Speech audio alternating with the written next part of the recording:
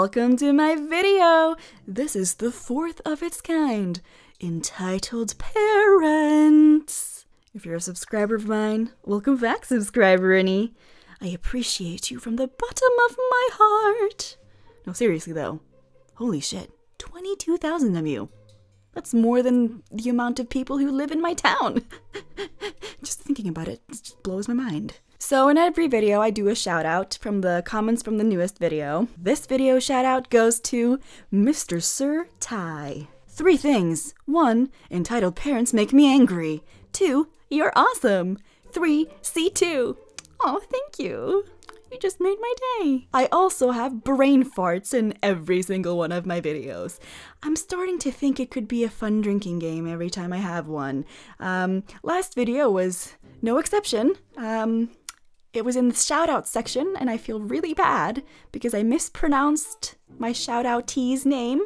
It's not Dr. Potato, but DJ Potato. I'm so sorry.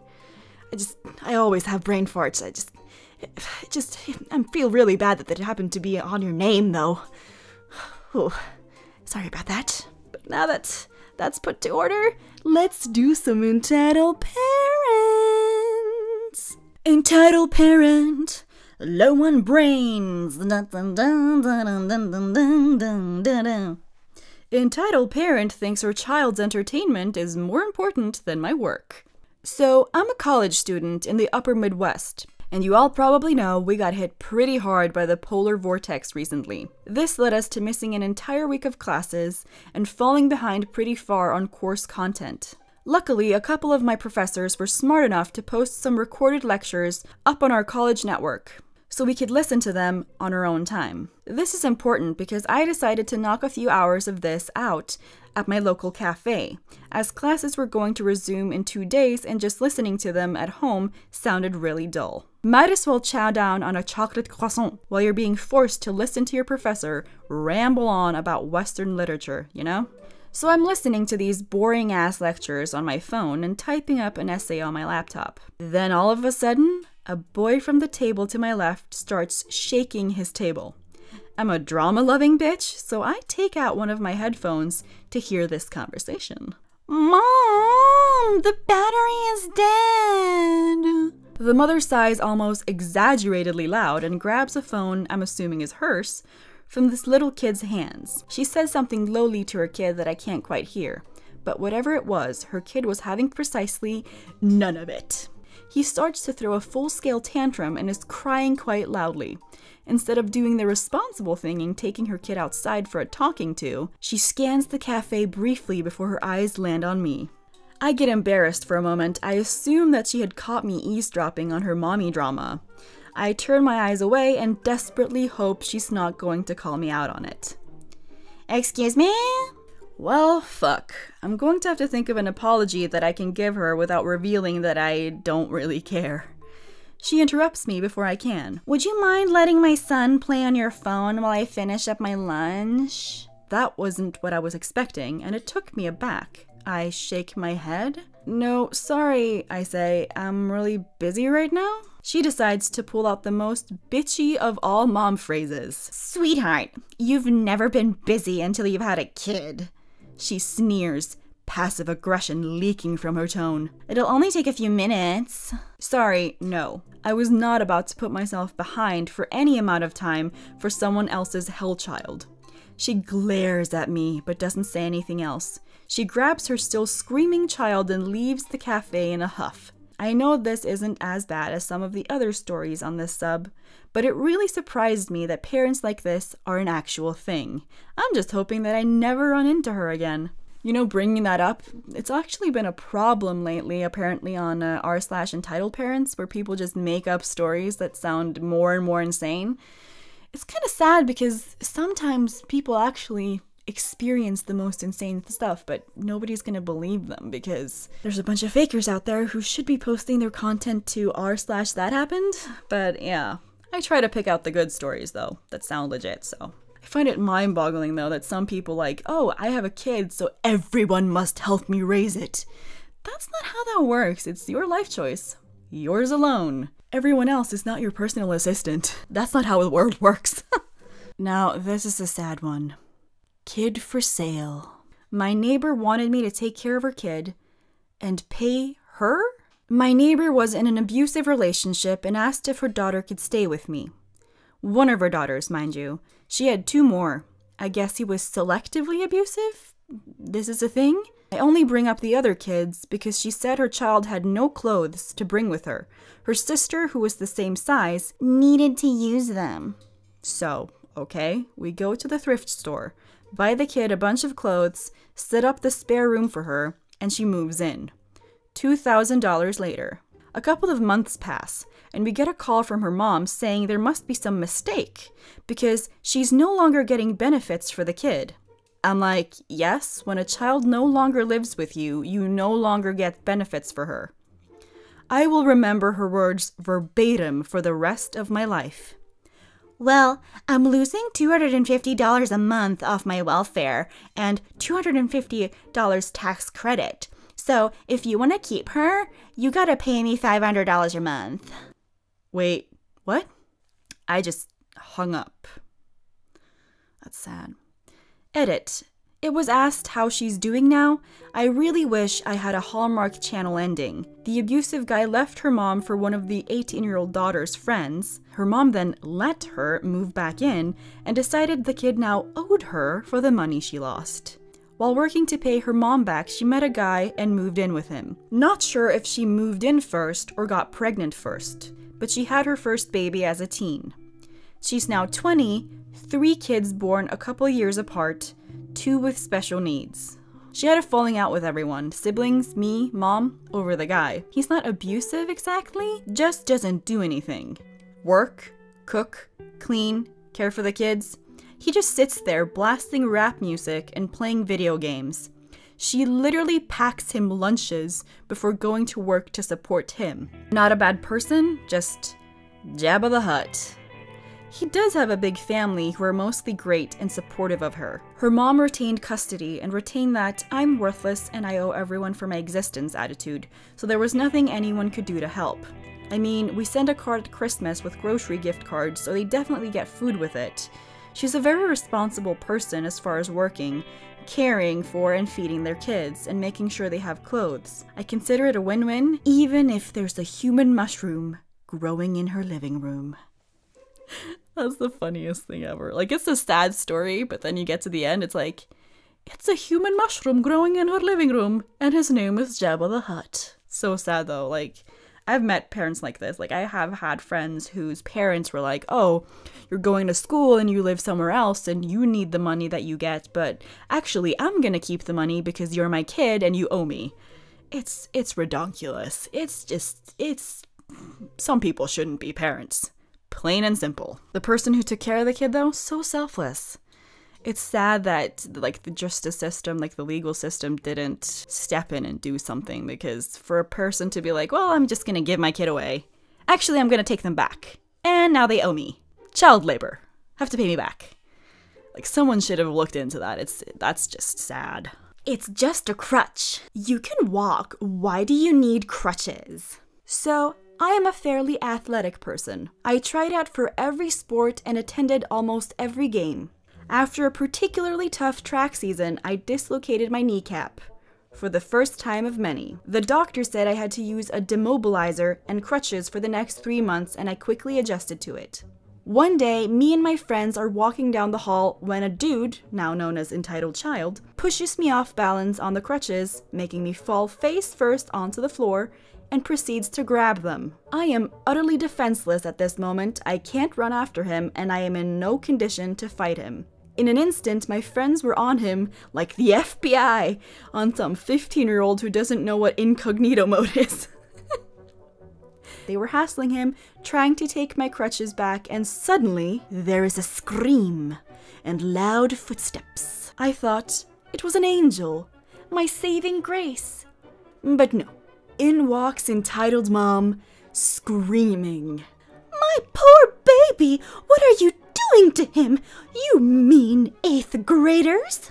The Entitled Child immediately starts putting on his "Mommy, they hurt me" facade, getting all misty-eyed when I finally stand up. Not literally. conversation as follows. What are you talking about? He stole my crutches. My baby would never. Besides, you're on the track team. I saw you walking just last week. It's not like you need these or anything. She starts trying to take off with my crutches, and I can't even stand without help. This is when my saving grace finally shows up. Mrs. Franklin, the vice principal.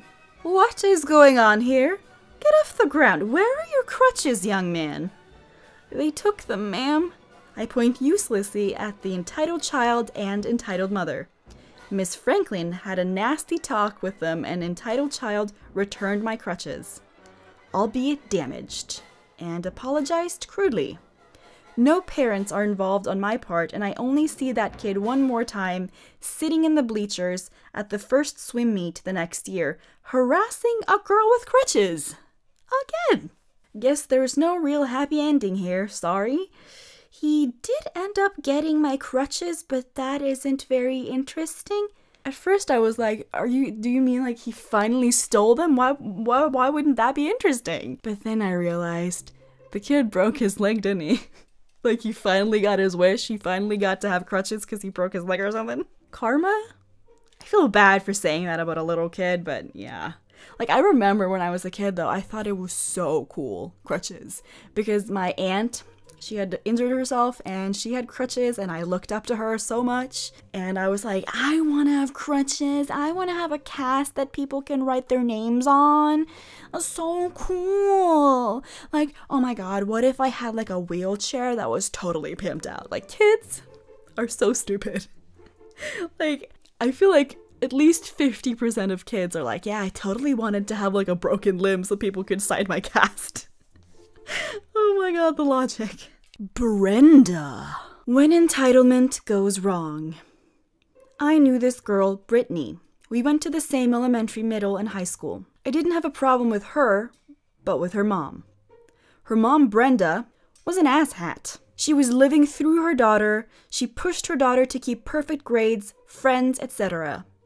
She is the type of woman who refuses to let her daughter have any friends that get below a B average in school. I have 3 entitled stories with this woman. Story 1. The birthday party. I was in 4th grade when this happened. I was still trying to make friends with the girls. So for my birthday, I sent everyone an invitation. The plan was to meet at my place at 4 p.m., go bowling, and a sleepover. I was so excited. I waited, and waited, and waited. 7 p.m. rolls around and no one shows up. We give them another hour and still no one. So my mom gets furious. Not because no one showed up, but because no one called to tell her. So she starts making phone calls.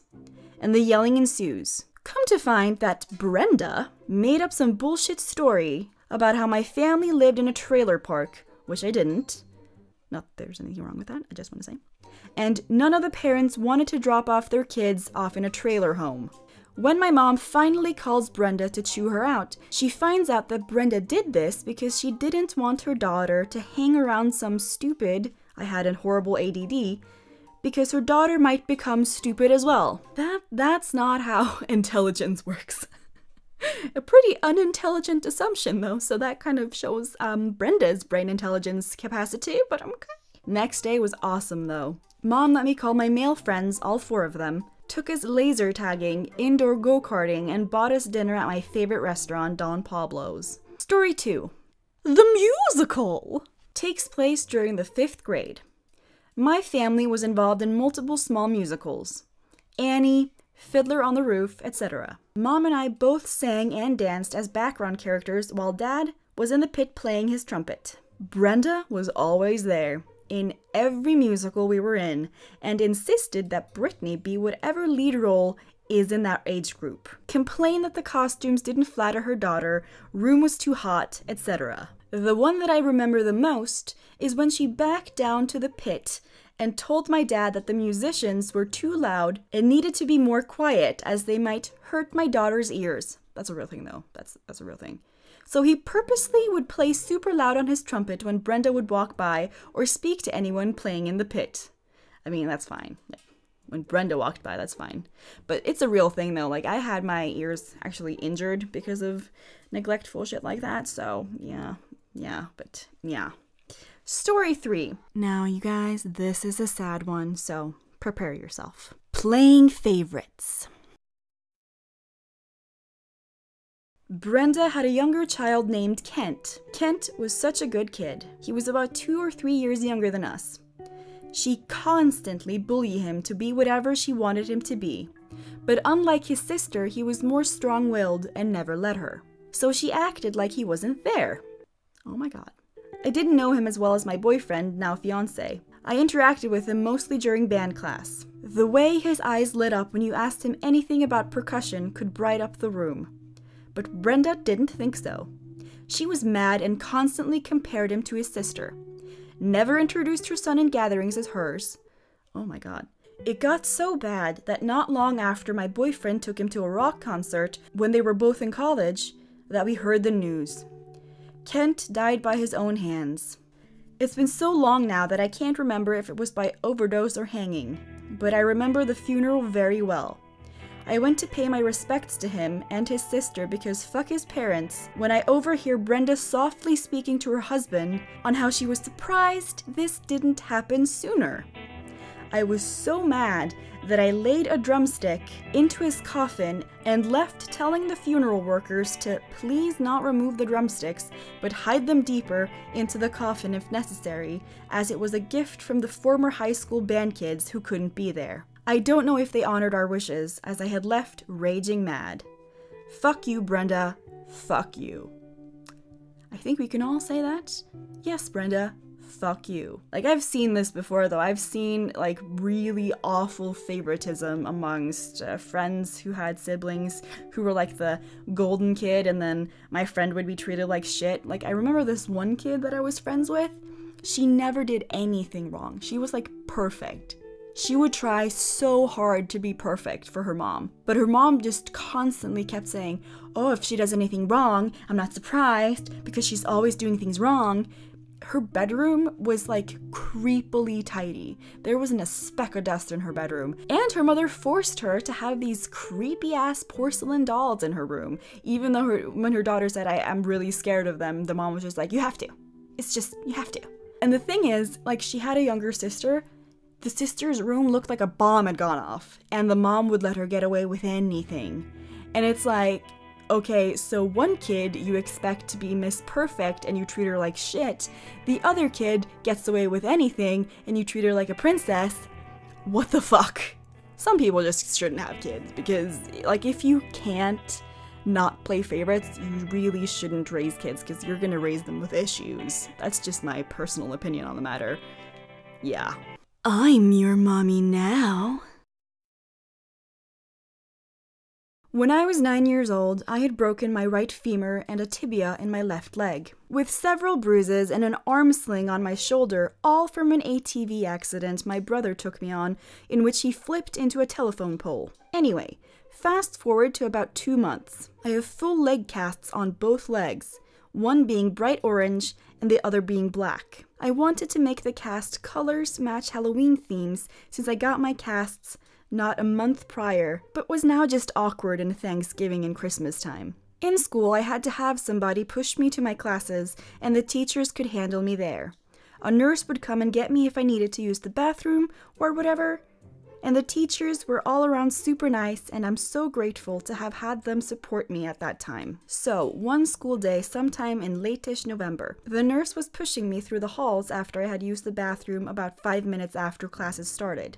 So the halls were empty. Midway to my class, the nurse had stopped pushing me. She got a message that a student upstairs was seizing again. The kid is all right now. He is actually a good friend of mine that just has episodes sometimes. And so she asked me to sit tight while she helped someone. Here I am, directly in front of the office waiting area where parents come to pick up kids.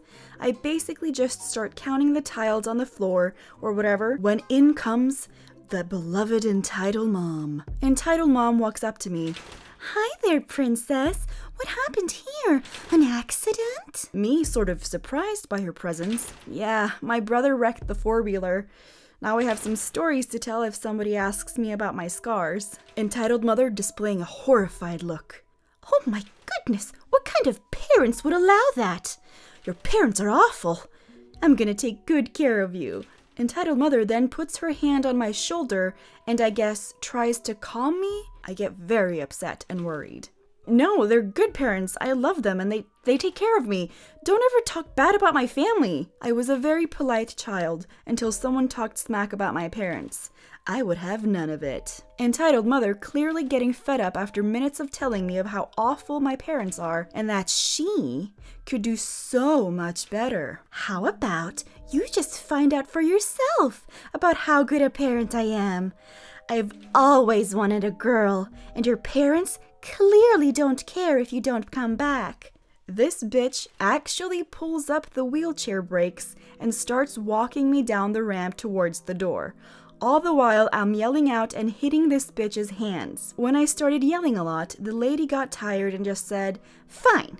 If you're going to be such a rude brat, I'll just give this to my son." Bitch shoves me out of the wheelchair, my wheelchair, and rolls it back up the ramp as I sit there crying loudly about my legs. Eventually a teacher, let's call him Chill, came out of the room next to where I was dropped at and asked me what happened. I was bawling my eyes out and could barely get out a few sentences. "She took my chair," and pointed up. Eventually, Chill wheels me a school wheelchair and takes me up the ramp, and we see the entitled mother with my wheelchair folded up in the lobby. When she sees me, she gives me an evil stare, and I felt fear that I still go to therapy for. When Chill confronts the entitled mother starts yelling at us.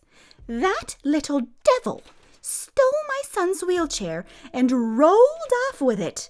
Not to mention, she broke my kid's arm. I'm going to sue this school and that little whore." Upon hearing this, Chill laughs but stays composed. 1. She is disabled and cannot walk.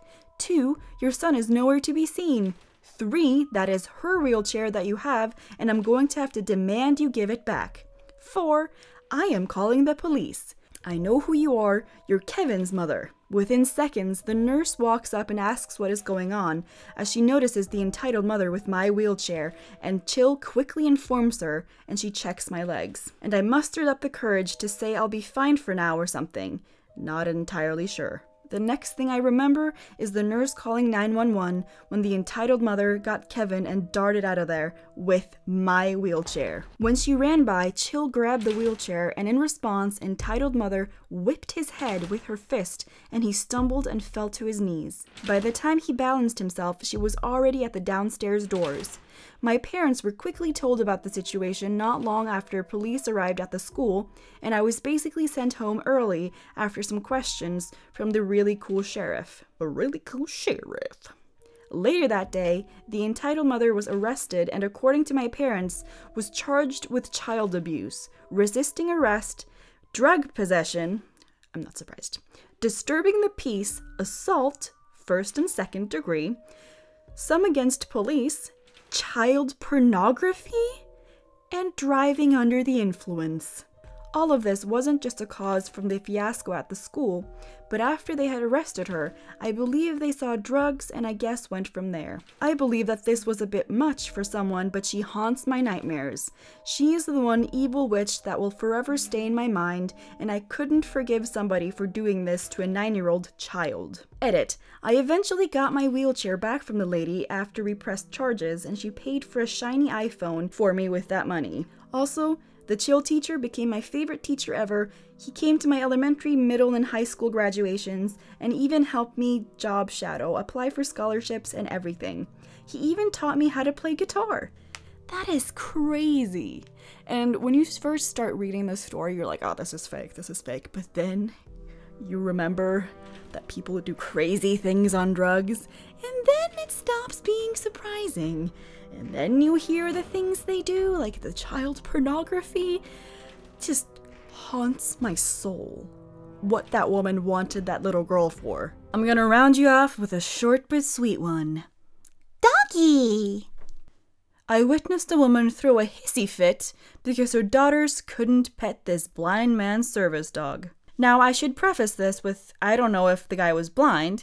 I just think he was. Black glasses and that. But I was walking in our local shopping center with my friend, we'll call him Alan. We went to McDonald's and then the Scottish version of GameStop. And we were getting ready to leave, and that's when we saw this blind man with a service dog walking by, and I thought nothing of it, but the dog was beautiful. Golden retriever with a deep red coat. So as we see this dog, a little girl walking with her mom saw it too. Now I don't need to explain in detail what happens, as it is obvious. Entitled mother asks the blind man if her daughter can pet the service dog, and he says no, sorry. The dialogue between them afterwards went like this. Can my daughter pet your dog? No, miss, sorry. Oh, come on, please. She's only little and she really likes dogs. I'm really sorry, but my dog can't be distracted as it might affect his work. I hear this and I think, good point, this woman is gonna drop it. But she doesn't. And it's like for the past 30 whatever years of her life, no one has ever told her no. You cruel man. All she wants to do is pet your dog. Come off it. How Scottish. What did you just say to me? She then proceeds to yell, this man just called me a whore. Blind man at this point just tells her to shut up and walk away, which was a smart move in my opinion. We all just walked away. I love the fact that in her world, when someone tells her no, it's automatically that they're calling her a prostitute. It's sad though. This is like a thing where people are like, dogs are not actually animals with feelings. They're oversized stuffed animals and my child has a right to them. They're insane. Sadly, it's a thing that's like prevalent. So y'all need to stop. Come on. That's it for this time, you guys. I hope you enjoyed the stories I picked and that you'll come back for more next week. I post every Friday. Yes. Also, if you want to hang, I'm frequently on my Discord server. At these times, a brain fart again, seriously, at these times as shown on the screen. Okay, yes, so hope to see you there. Remember to subscribe. Okay, bye!